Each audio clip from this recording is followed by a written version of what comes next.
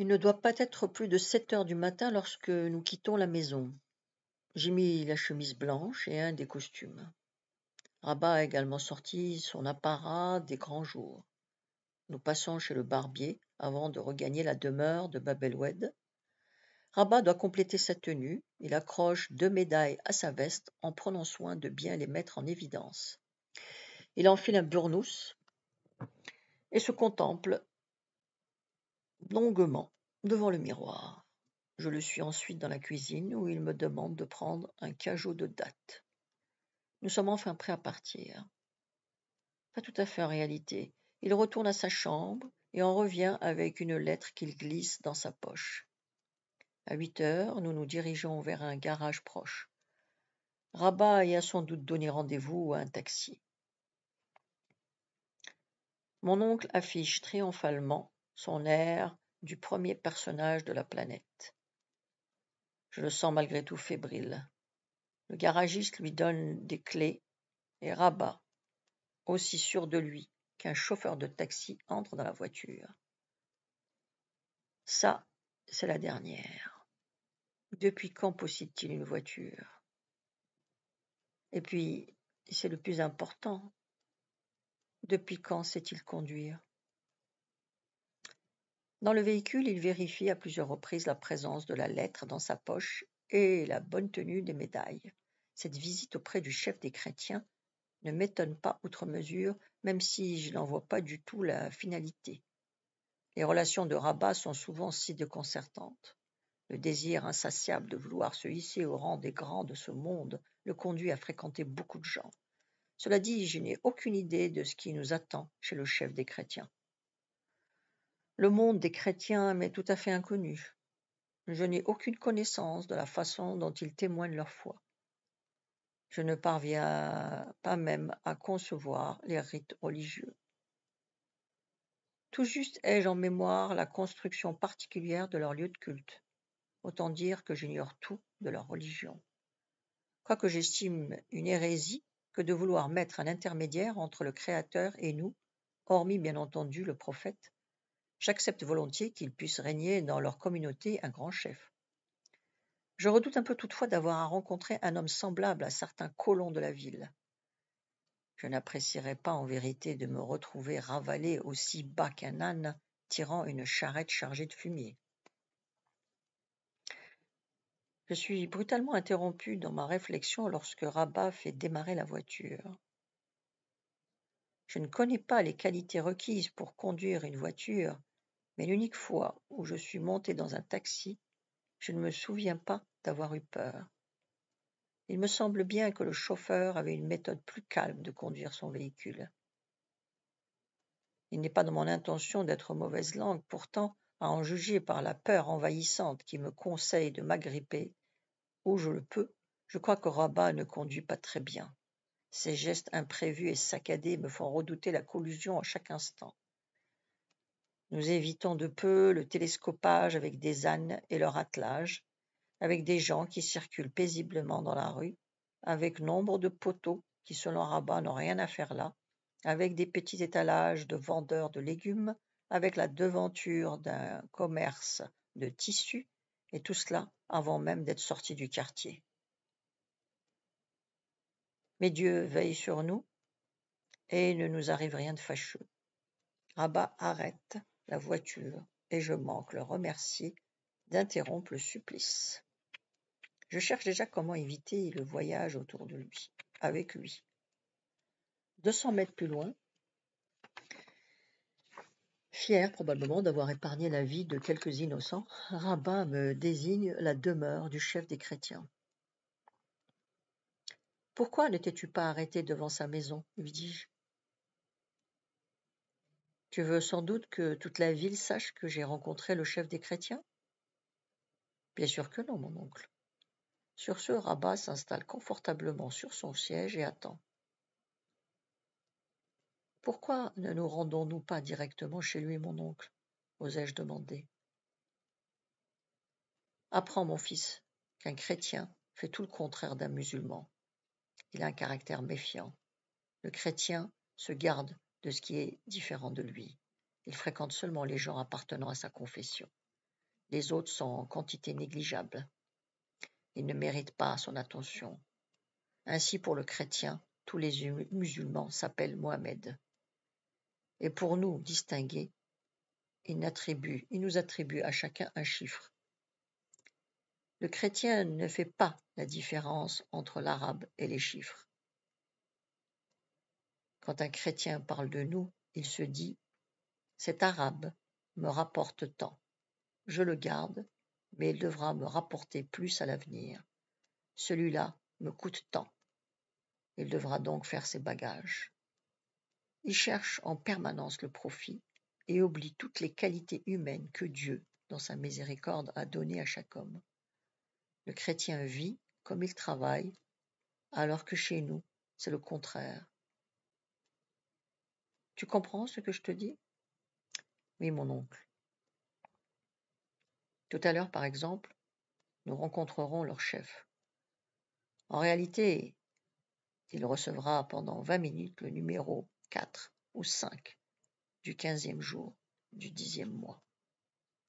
Si nous y allons maintenant, il ne nous recevra pas parce qu'il n'en a pas terminé avec le numéro 3 ou le numéro 4.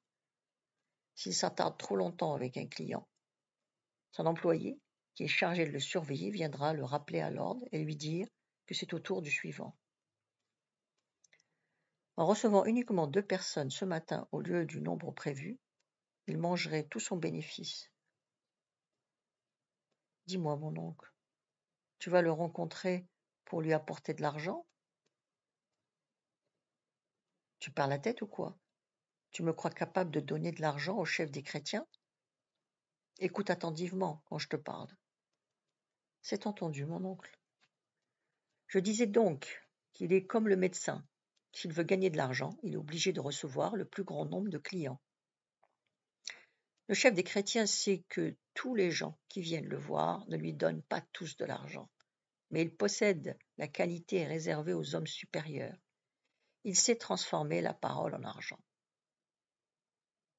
Je comprends l'allusion. Rabat est un homme supérieur. Comment procède-t-il pour transformer les paroles en argent? Ah, mon fils, c'est très compliqué. Il utilise plusieurs moyens. Je vais tout de même t'en dévoiler un. Aujourd'hui, se dit-il, l'homme que je reçois ne m'a rien donné. Et il le dit à son employé qui le note. La fois suivante, le client devra payer au minimum pour les 2 fois. Et pour l'obliger à payer, il menace de le dénoncer devant tous ses amis en disant qu'il n'est pas en règle avec la religion. Alors le client paye plusieurs fois, une fois pour se mettre en règle, une autre fois pour se faire pardonner, une autre fois pour que son chef ne le dénonce pas, et encore une fois si le client a péché. C'est pour cette raison que le chef des chrétiens a engagé beaucoup de gens. Il compte à sa place quand il est trop fatigué. Le chef des chrétiens cesse de compter quand il est avec ses amis. En lui apportant des dates, je veux lui faire comprendre qu'il ne doit pas compter sur mon dos et que je désire simplement être son ami. J'ai une envie soudaine, de le provoquer. Mes paroles sortent de ma bouche sans que j'aie le temps de les contrôler. Il ne doit pas être dans le besoin au point de se priver de dates. N'y a-t-il pas d'autre moyen plus efficace de lui signifier tes intentions? Tu as une meilleure idée? Les souvenirs de samedi soir défilent dans ma tête et me donnent des ailes. Et quand je veux me rétracter, il est trop tard. On dit que les chrétiens raffolent de l'alcool et ont un penchant naturel pour les filles des rues. On ne parle jamais ainsi à son père ou à son oncle. Et de ma vie, je n'ai parlé de la sorte à un aîné. C'est bien la première fois. Devant un aîné, quel qu'il soit, il est interdit de prononcer le terme de prostituée, même d'employer un terme l'évoquant. C'est faire preuve d'une irrévérence manifeste. Ce faisant, je sais que je m'expose maintenant aux foudres de mon oncle. Mais cela a été plus fort que moi. Je me retranche solidement derrière le mutisme en attendant le sermon. Tu sais qu'on ne parle pas ainsi à son oncle. Excuse-moi, mon oncle, je regrette. J'ai parlé sans réfléchir. Je croyais bien faire. Abba sourit. Apparemment amusé de la réponse, il mange tranquillement une date. Il m'observe du coin de l'œil, puis reprend une autre date. Je suis curieux d'entendre la réplique qu'il va m'asséder. En réalité, je souhaite surtout le surprendre en train de s'empêtrer dans des explications sans queue ni tête. Je te pardonne, tu es jeune et à ton âge, je me rappelle que je ne me contrôlais pas toujours. Néanmoins, tu as souligné là la véritable nature des chrétiens. Dans sa clairvoyance infinie, Dieu a créé une religion spéciale pour les Européens. Il y a été contraint parce qu'il a constaté que, livrés à eux-mêmes, ce peuple avait perdu toute morale et toute adhésion à la fierté qui caractérise un homme. En leur donnant une religion spécifique, Dieu a été d'une grande prévoyance. Il a sélectionné les plus sages d'entre eux et leur a commandé de surveiller de très près leurs compatriotes. Dieu savait parfaitement à qui il avait affaire.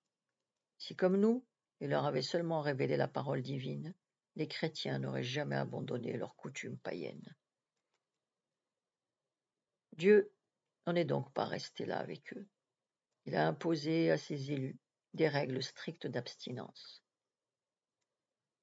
Ceux qu'il a choisis doivent se dévouer corps et âme à leurs tâches et se soumettre à une discipline de fer. Dieu savait que s'ils n'agissaient pas ainsi, les élus succomberaient eux aussi aux tentations du diable. Les élus s'appellent des prêtres. Ils n'ont pas le droit de se marier, ni d'avoir des relations avec une femme. Ces règles de dévotion seraient impraticables chez nous, car nous leur sommes supérieurs. Dans son infinie sagesse, Dieu a conçu une drôle de religion pour un peuple singulier. Tu comprends maintenant qu'on ne peut pas faire n'importe quoi ou n'importe quel cadeau au chef des chrétiens pour s'attirer sa sympathie. En lui apportant des dates, je tiens aussi à lui signifier que je suis un arabe. Si j'avais pris du vin, par exemple, il aurait compris immédiatement que je reniais ma religion et ne m'aurait pas apprécié. Ce digne enfant de Satan a toujours le dernier mot. Cet esprit malin vient de réussir à épuiser mes velléités agressives à son endroit. Comme d'habitude, il est parvenu à tourner la situation à son avantage. Et sûr de sa conscience tranquille, il me répète les dernières recommandations de civilité envers le chef des chrétiens. C'est un homme particulièrement important dans la communauté chrétienne. Il est craint et très respecté. S'il le désire, il peut se mêler des affaires de la police et de l'administration. Les responsables du gouvernement d'Alger viennent souvent lui demander son avis. Peu de gens ont le privilège de le rencontrer. Aussi, tu dois respecter à la lettre le protocole en vigueur chez lui. Ne t'assis pas le premier, attends qu'il nous invite à le faire. Abstiens-toi de parler s'il ne t'y autorise pas. S'il te pose une question, réponds par oui ou par non. Sinon, passe-moi le relais. Je me chargerai de lui fournir la réponse qui convient. Tiens-toi droit sur ta chaise et évite de bouger. Les hommes importants détestent les gens qui s'agitent inutilement. S'il te propose quelque chose à boire ou à manger, refuse. On ne sait jamais ce qu'il a pu y ajouter.